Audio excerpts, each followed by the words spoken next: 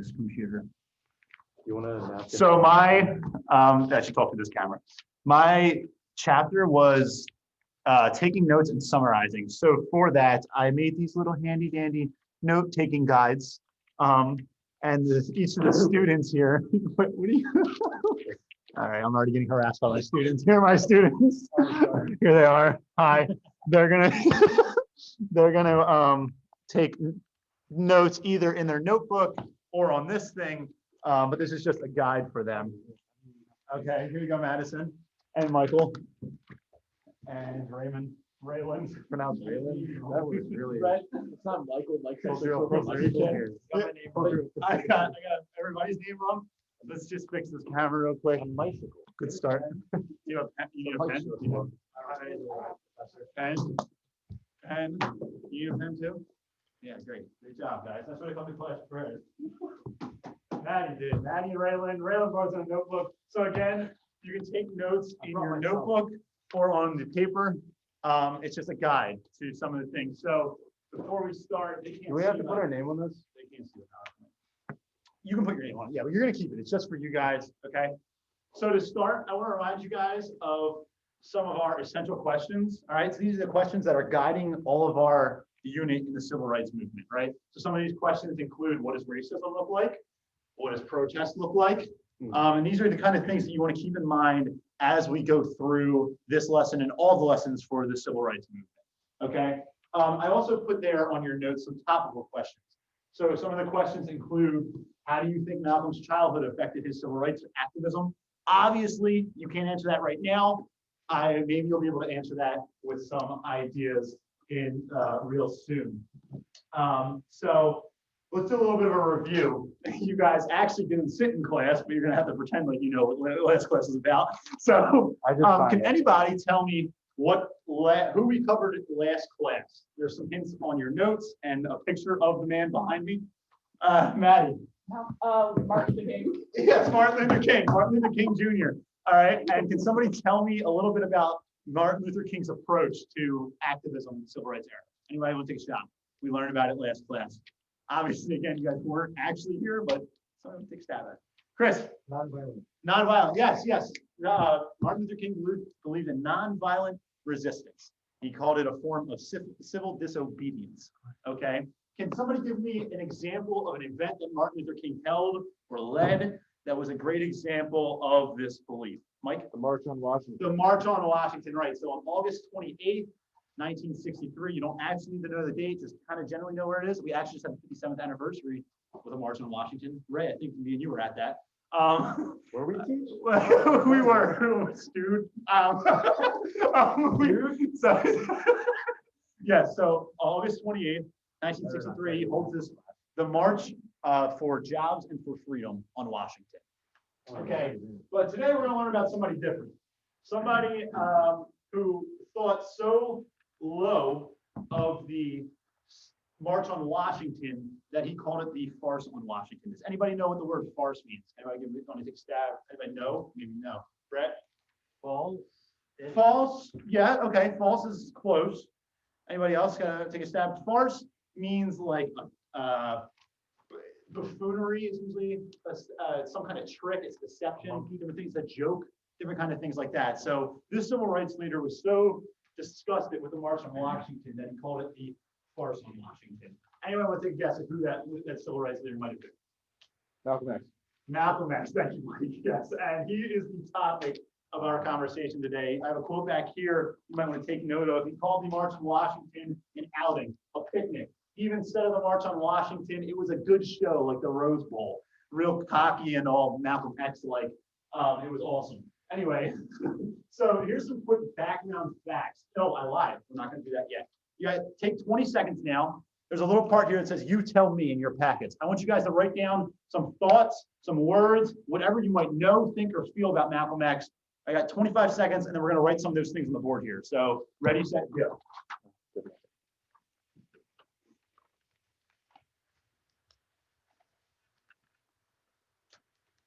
Don't hold back. Whatever you might know, or think you know, or think you feel, whatever you think.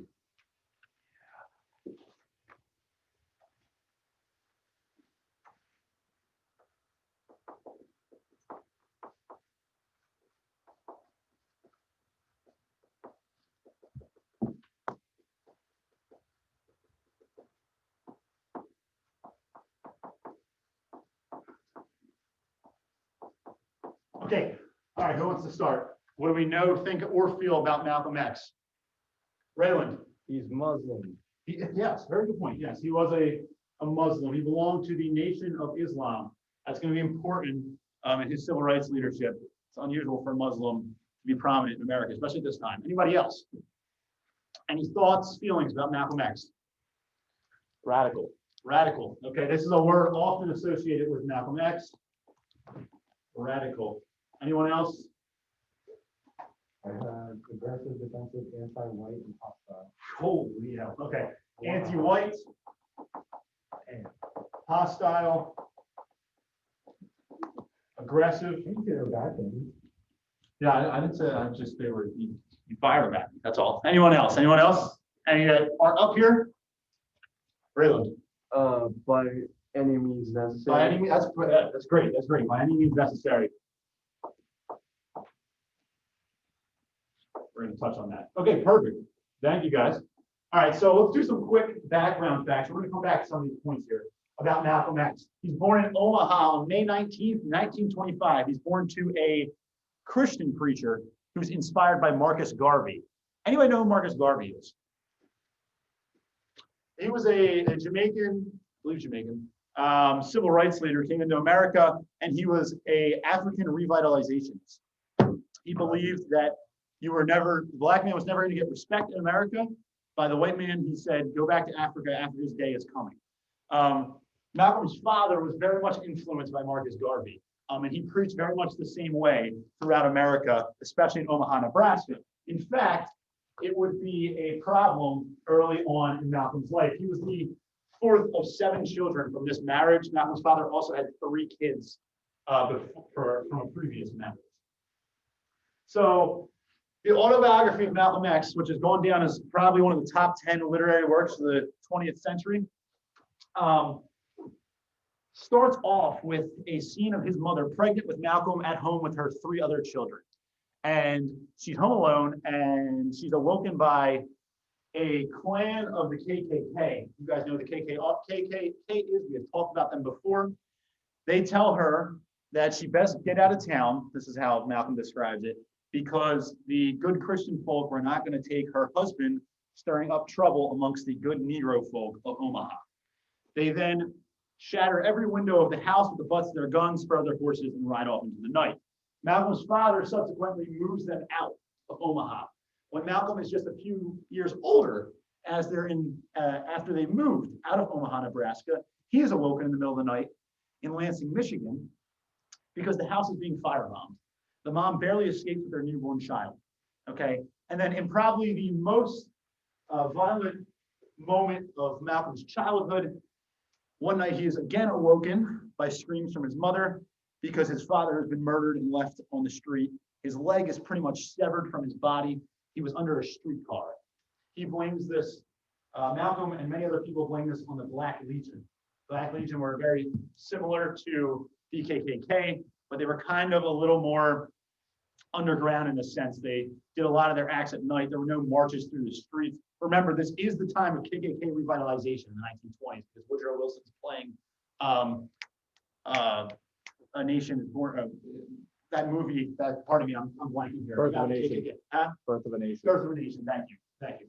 So you have this KKK revitalization. So just some quick early life facts. His early life is riddled with violence. Okay, his mother's institutionalized just 2 or 3 years after his father's death. Okay, so by the time Malcolm X is 14, his mother's institutionalized, his father's dead, and he's pretty much an orphan, moving from house to house, and is on his own. This does lead Malcolm to a life of petty crime and eventually to prison. By the time Malcolm X is 18 or 19 years old, he's arrested for breaking and entering and larceny. And by the time he's 20 years old, he is in prison serving 4 concurrent terms of 6 to 8 years in prison. Malcolm said that the charges were higher or more intense than they usually would be because they were found with 2 white women, him and his buddy who were arrested. He said the fact that they were with 2 white women was the reason they were given 4 concurrent 6 to 8 year terms. So we're going to jump to, due to time constraints, his civil rights life. So the first thing we want to know about Malcolm's civil rights life is that he was a separatist. Anybody know what this means? Anyone want to take a shot at what being a separatist might mean in the civil rights era? Yes, Brett. Or separation of races. That's right. He was for separation of the races for most of his life. Up until about the last year and a half, 2 years of his life, he was a black separatist. He believed that America owed African Americans land so that they can go and establish their own nation and live amongst themselves. He was for the black man making it on his own. He did not need the white man's help or the American government's help. So some of the reasons why, this is actually a famous quote of his, he sent to a New York Times journalist. He said the story goes, the journalist sits down at the table and Malcolm X approaches the table. He goes to the cook behind the counter. He goes, "I'll take my coffee integration style. Get the reporter a cup of coffee too." And he's like, "By integration style, I mean weak." And then he says, he turns to the reporter and says, "Integration weakens the Negro and the white man too. My coffee is weakened too by cream." Okay, so anyway, I want to take some guesses on why Malcolm X might have felt this way, that separation was the only answer for the civil rights crisis in America.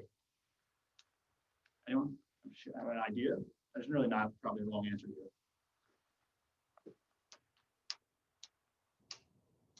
Okay, that's fine. That's fine. So as we talked about earlier, his father was inspired by this guy here, Marcus Garvey. Right? Marcus Garvey was a black separatist, pretty much. He said, "Go back to your home and go back to Africa. We're going to revitalize Africa. Africa's day is coming." Malcolm X was heavily influenced by this man. He also felt that the white man had no right to say that they could help the black man in their cause to better their own stance in society. He actually felt that the white man had taught the black man quite a bit about hating himself. So I have a clip here for you guys about Malcolm exfoliating these thoughts. Who taught you, please? Who taught you to hate the texture of your hair? Who taught you to hate the color of your skin to such extent that you bleach to get like the white man? Who taught you to hate the shape of your nose and the shape of your lips? Who taught you to hate yourself from the top of your head to the soles of your feet? Who taught you to hate your own kind? Who taught you to hate the race that you belong to? So much so that you don't want to be around each other. No, before you come asking Mr. Muhammad, does he teach hate, you should ask yourself, who taught you to hate being what God made you? So he ends that there with who taught you to hate what God gave you. And so this was often Malcolm's response to criticisms that he was a hate preacher, or that Elijah Muhammad, the person he answered to in the Nation of Islam, was a hate preacher, was that you're the biggest hate preachers in the world. You've taught me and my people to hate ourselves. So this was a big point as to why Malcolm X thought the only solution was separation for most of his life. Now, after his Hajj in 1964, he begins to move towards the idea of integration. Him and Dr. King kind of start to move towards each other.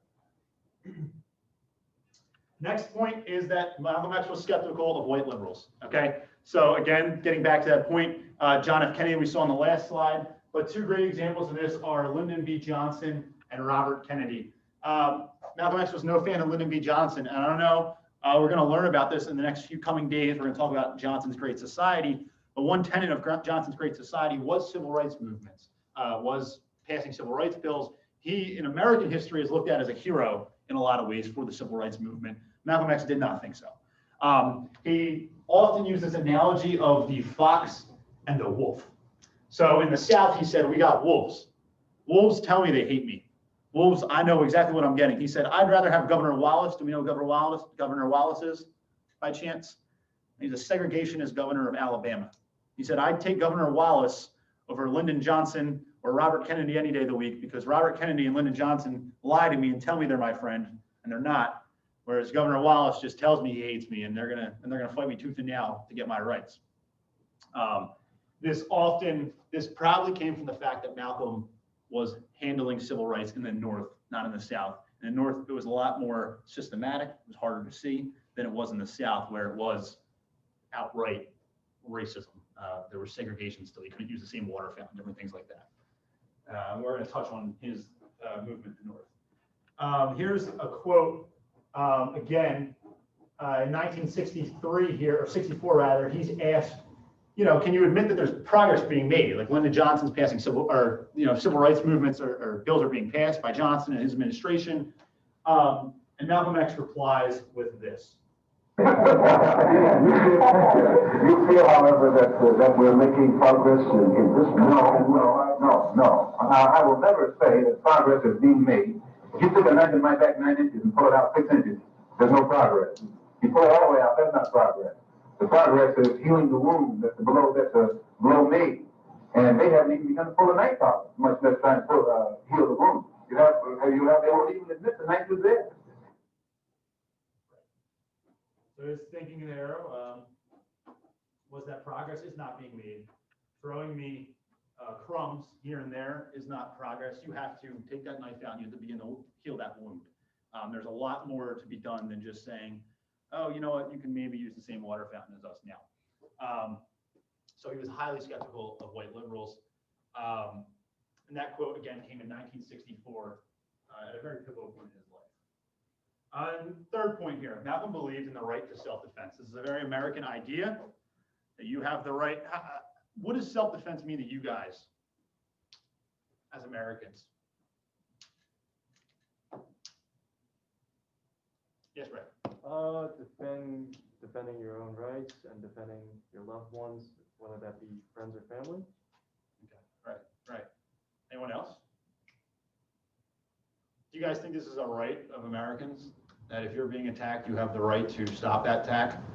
Some would say by any means necessary, which is kind of how Malcolm X used that term. That was good. It's kind of, so Malcolm X used this by any means necessary. That was what he was referring to. It was that you have the right to defend yourself and you stop attacks by any means necessary. How is that different from Dr. King's approach? Yes. Dr. King was all for peace and nonviolence. Right, nonviolence. Dr. King told his people, if you read his speeches, that if they hose you, or they start beating you while we're standing in the street, you take that beating.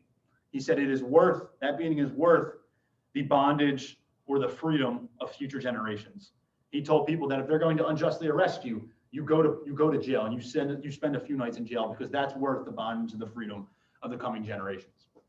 So this is where they differed. This quote is one of my favorites of Malcolm X's. In talking about why it was wrong to send men to Korea, black men specifically, he said, if violence is wrong in America, violence is wrong abroad. If it's wrong to be violent defending black women and black children and black babies and black men, then it's wrong for America to draft us and make us violent in defense of her. Okay, so his point was, America, you do this all over the world. You go and defend yourself all over the world and democracy all over the world. Don't tell me that I can't defend my own life, my children's lives, and my wives' lives because you want peaceful transition and civil rights movements. Fine, we have two more points, guys. Bear with me here. I'm sorry. Malcolm believed in Pan-Africanism. It's the idea that all people from Africa were connected in some way, no matter where they had ended up. And he saw this as some kind of, community rather. And he talks about when he went to the Middle East especially in 1963 or 1964 rather, that he talks about how Africans cared about what was happening in America. So much so that they thought their human rights were being violated. And Malcolm X, as a result, decides that he's going to try and take America to court. He wanted to, with other African countries, take the United States to court for violations of human rights against African Americans. This is the final clip I have for you guys. So we have a little bit of a shift here from Malcolm from this somewhat inflammatory speeches and different things like that to an interview where he's saying, you know what, I want to take the United States to court at the UN and charge them with crimes against humanity. Number one, of the black man in America is beyond America's ability to solve. It's a human problem, not an American problem or a Negro problem. And as a human problem or a world problem, we feel that it should be taken out of the jurisdiction of the United States government and the United States courts and taken into the United Nations in the same manner that the problems of the black man in South Africa, Angola, and other parts of the world, and even the way they're trying to bring the problems of the Jews in Russia into the United Nations because of violation of human rights. We believe that our problem is one not a violation of civil rights, but a violation of human rights. Not only are we denied the right to be a citizen in the United States, we're denied the right to be a human being. That begs a lot of important questions about what happens when you're being denied the right to be a human being. Finally, the last point here is that Malcolm X stayed in the North. Okay? There's this misconception in American history that the racism problem was strictly a Southern problem and even a minority problem in the South, that it was just the KKK in the South. That is not true. All over America in the North, there were race riots. Many years, 1919, that's before Malcolm X was born. In 1943 here, 1964 in Philadelphia. The Detroit riots in the 60s were some of the worst riots America ever saw. Riots or protests, however you want to label them. Obviously, there was race problems in Detroit. On top of that, in 1974, this is 20 years after the decision in Brown v. Board of Education to desegregate the schools, they're still having issues about putting black kids and white kids on the same bus and in the same classrooms. 20 years, and that's in Michigan. That's in Detroit. That's the North. That ain't the South. Okay. So Malcolm X said, we have enough problems in our own backyard. I don't need to go down south to help Dr. King. There's a lot of problems here in Harlem, in New York, where he's from, and we just don't see it. And we need to start seeing it, and that's why he stayed in the North. And this is just a quick story. Anybody know the Kanye West song Power? Big fans of that song? We don't know for sure whether Kanye West took it, wrote the song because of Malcolm. In a police brutality case, Malcolm X pretty much stopped people from rioting. The police had beaten a young man, young black man who was a Nation of Islam member. Malcolm marches into the police station, says, I demand to see this young man. The police tell him, okay, you can go see him. After some arguing, because they go, at first they say no, and Malcolm goes, why don't you look out those windows? And out the windows are a few hundred, depending on what source. Some sources say a few hundred, some say a few thousand Nation of Islam members and African Americans standing outside in lines, pretty much waiting to get the okay to riot from Malcolm. They look out the window, they let Malcolm go in. He gets back there and he sees the young man. The young man's name is escaping me right now. I'm going to say Johnson X. Hinton. I'm not sure though. He's in such bad condition that Malcolm says he needs to go to a hospital. After arguing with the police agree. They call an ambulance. Malcolm and these few thousand people then march from the police precinct all the way down to the hospital, where Malcolm's allowed into the hospital to make sure that the care that is being given to this young man is adequate, that he'll be safe, he'll be okay at the end of the night. Malcolm does that. He goes in, he talks, he makes sure everything's fine.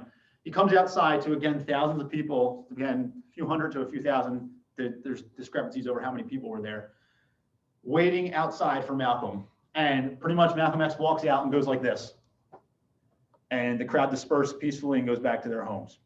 And a police officer said to a New York Times journalist that night, no one man should have all that power, or no one man should have that much power. And that's where the Kanye West hook comes from. But I just find this story incredible about the influence and power that Malcolm X did have, especially in Harlem and in New York City. I believe that's his brother pictured there with him too. So that's all we got from Malcolm X today. Just some few quotes here that I really like of his. I'm for truth no matter who tells it. I'm for justice no matter who it is for or who it is against. I think that challenges that idea that he was only looking out for his own people. Different things like that. But just for the next class, keep taking diligent notes. You're going to be writing a little bit of a paper, and then you're going to have a debate about which approaches to the civil rights movement were best. Okay, so keep doing that for me. Not just King and Malcolm X. You're going to have about the legal side of the civil rights movement, all different ways that you can approach what would have been the best way to approach this. Finally, your homework is to listen to, read, or watch whatever you fancy. I personally like to read my speeches. I can read a good Ronald Reagan speech and I get going, although he's probably, I don't know how I feel about Ron. But, I can get, start playing those greatest hits. But do whatever you feel. You're going to watch or listen to or read the ballot or the bullet speech from 1964 about how important it is to get out and vote. Malcolm X had a lot to say about that. And then keep those essential questions in mind. It's going to help us bring all this together at the end of the unit. for a clear understanding of the civil rights movement. So thanks, guys. I'll see you tomorrow. Woo! Longer than 15 Best speaker ever.